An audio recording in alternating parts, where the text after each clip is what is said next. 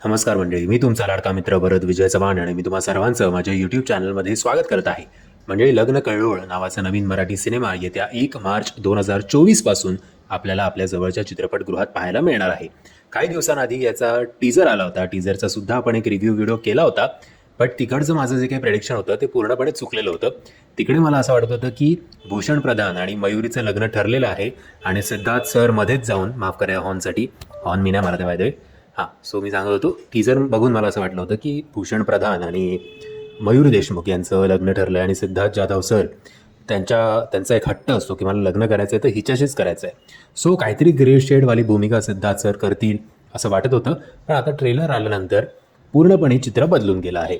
So याच्या आधी आपण अनेक असे सिनेमे बघितले आहेत, म्हणजे गोविंदा असेल, सलमान खान असेल, की एक घरवाली एक बहारवाली, अनिल कपूरचा पण एक सिनेमा होता याच नावाने.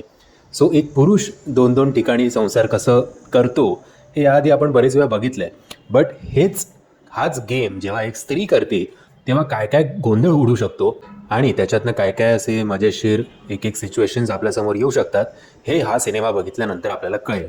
ट्रेलरमध्ये मी सगळ्यात जास्त जर कुठल्या पंचावर हसलो असेल तर तो या ट्रेलरच्या 30व्या सेकंडाला I guess Bharat Ganeshpure sir आणि सिद्धार्थ सर यांच्यामध्ये जे कॉन्व्हर्सेशन आहे ते बघून खरंच खूप हसू आलं.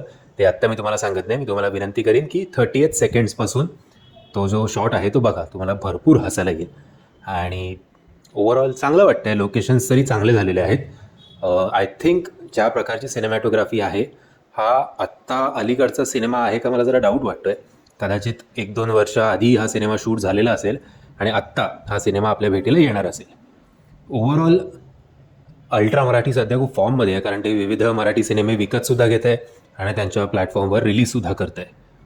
सो एक टाईमपास बरा सिनेमा आपल्या भेटीला येतो आहे.